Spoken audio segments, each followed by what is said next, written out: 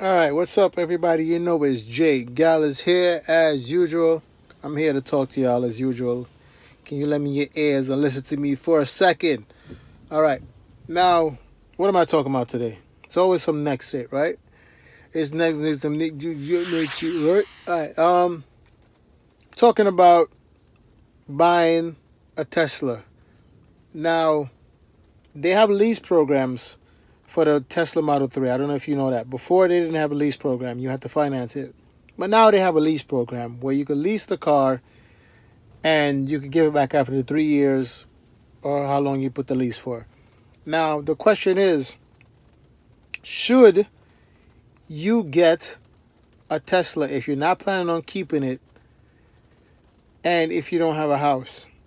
Now, a lot of things plays a factor. Now, if you're just leasing it, right, then you really don't care about the car, you know you're not planning on keeping it, then you can use superchargers every single time you want to charge it because you don't care what happens to the battery. It's not your car. Who gives a rat's ass, right? Just like if you buy a premium car like a BMW, Mercedes, any one of them, and they require a certain gas, they might say 91. If you want to put 89, put it in there because guess what? At the end of the day, you're giving that shit back. It doesn't matter. It's not yours. I'm not keeping it. So now, that's what you could do, right? So now, superchargers, to fill the battery from 0 to 100, I really don't know how much it costs because I've never done it. The most I've seen myself pay when I didn't have a charger at home was like $11. And like I said, what's so cool about it is even if you don't want to use the superchargers, say you work somewhere where there's plugs where you can plug in your car, just plug it in. Plug it in especially if you're not driving like crazy distance, just plug it in. Now, for me, I'm going to tell you that I drive about 80 to 90 miles a day, right?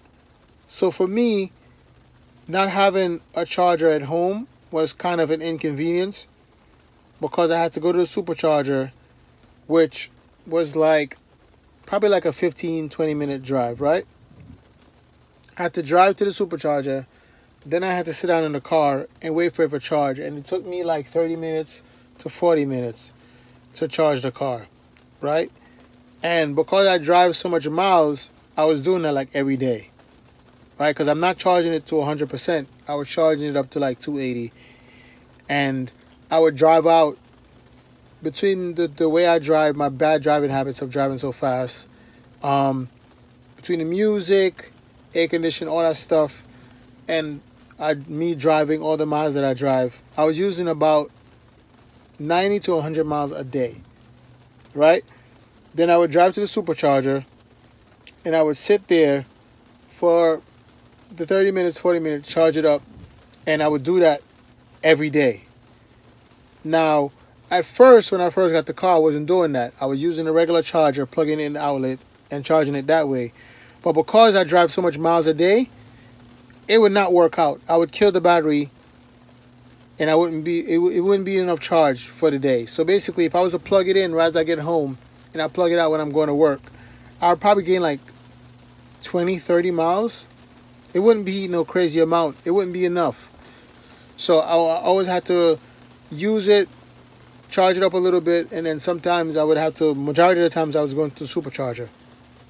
Now, back to what I was saying. If you lease the car or you live in an apartment and you decide to get the car, it would still be cheaper than you paying for gas, right? Because gas every week, you're spending around 50, 40, 60, depending on what kind of car you buy. You're spending $40 to $60 a week on gas. If you live close to a supercharger and you live close to work, you can save a ton of money driving a Tesla because, one, regenerative braking, recharge the battery. Two, it's actually cheaper to charge it from 0 to 100 in electric than it would be in regular gas, right? Now, the car, you can't complain about the price anymore because now the Teslas, especially the Model 3, is starting at 30 grand, right? you could get, if you go look for a BMW 3 Series in all these cars right now, Mercedes, even like a certain Honda Accord or something like that, you're spending around 30, 40, 50 grand on these cars. So at least you know if you get a Tesla, it'll be cheaper gas-wise and stuff like that. And then if you decide to keep it, it'll be cheaper maintenance-wise. You see what I'm saying? Now, if you're just leasing the car and you know you plan on leasing another Tesla after that and you got your own house, then get a charger installed. Even if it's not the wall connector, they come with chargers. Get an NEMA 1450 on the side of your house or in your garage if you have that, which would be better. And just charge it up every day and just do that. If you know you plan on sticking to electric, because at the end of the day, they have adapters for all these electric cars and you could just use the adapter to charge your car and stuff like that. So you'll be fine. So my answer to the question is, if you're planning on using superchargers every day and you live close to a supercharger, it's not inconvenient, then yeah, go ahead, get the Tesla.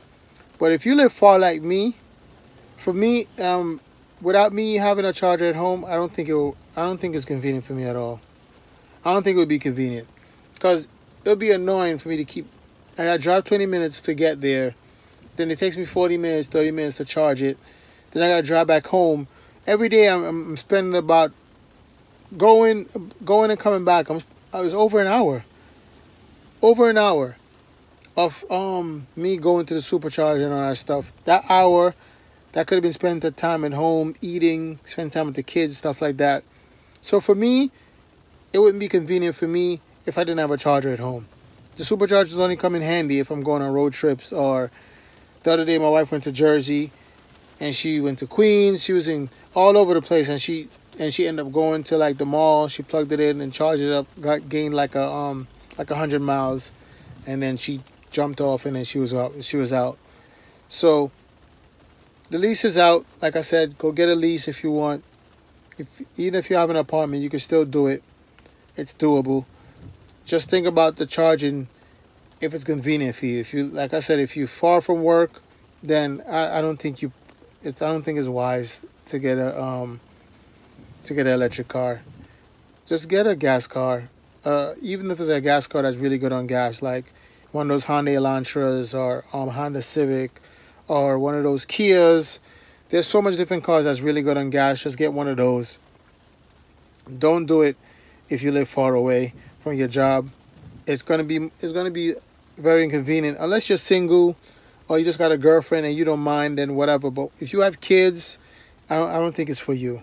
It works for me because I have a charger at home, and it's cheaper to maintain, and it's cheaper than gas, cheaper than what I was putting in my BMW. I was putting $50 sometimes twice a week to fill that tank. So yeah, but I don't want to make this video too long. You already know what it is. It's Jay Gallus. I hope this video helped you to understand what to do or what not to do if you decide to actually get an electric car. And if you decide to get a Tesla, just use my referral code. I give you 1,000 miles of supercharge for free. So that means if you're first getting, you don't have a charger at home, your first 1,000 miles is on me. I mean, it's on Tesla, but it's on me too. Know what I mean? We both look out for each other. All right, you already know what it is, man. Let's end this on a good note. All right? 1, 2, 3, 4. Peace.